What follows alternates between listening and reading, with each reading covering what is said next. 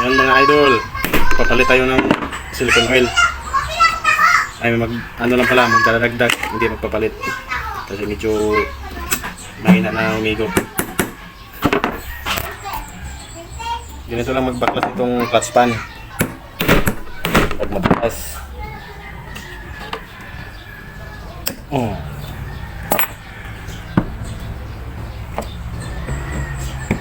Kailangan talaga impakin para masyak yung tornilyo.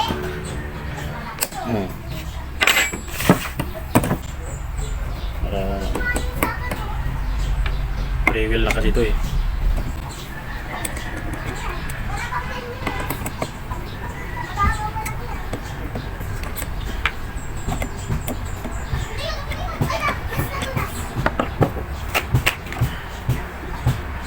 Ngayon, taklapin na lang. Taklapin to.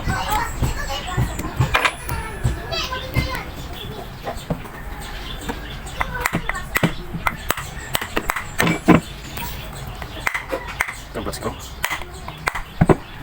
Sa loob.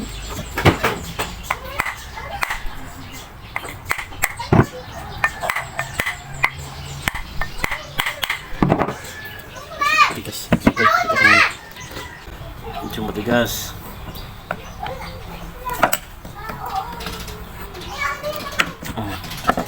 Yun.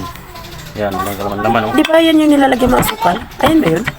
Hindi. Dati, Ayun. asukal. Wala kasing ganito.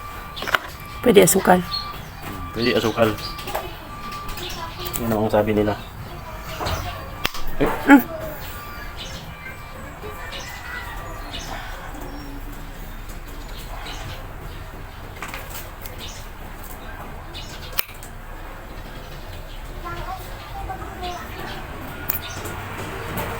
Di rin pwedeng ano to. Di rin pwedeng sumubra yung lagay. Kasi magpa-vibrate. May ingay yung makina, maugong.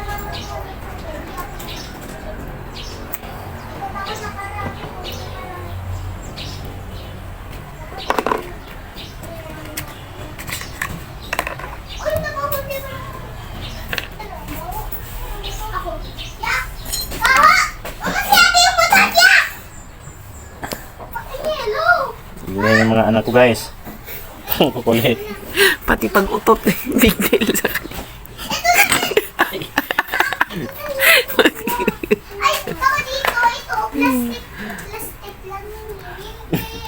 Pati pag-utot. Pati po pag-utot. Pinoproblema nila.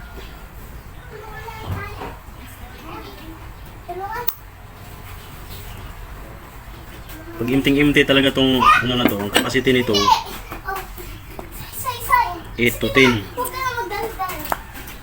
na ganito. Dahil dagdag lang tayo, hindi na pwede na 3 o 4.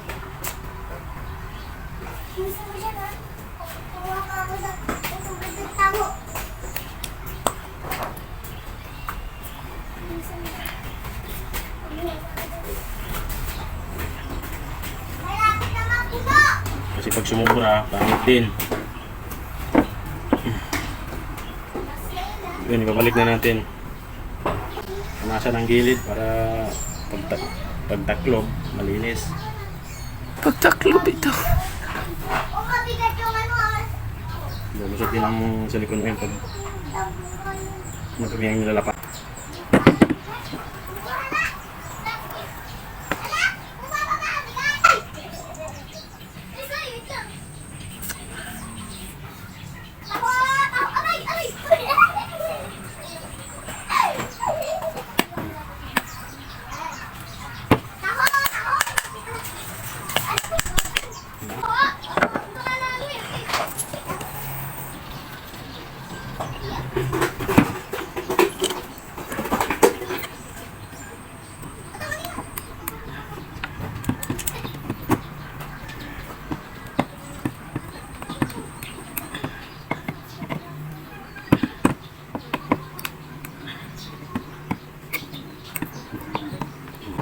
Tapos, sigpitan na lang.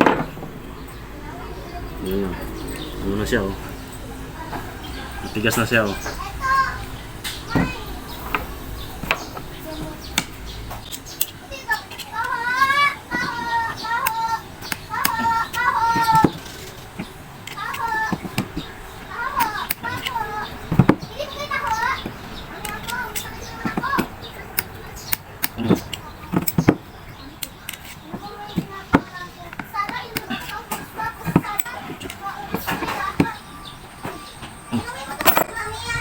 Yes.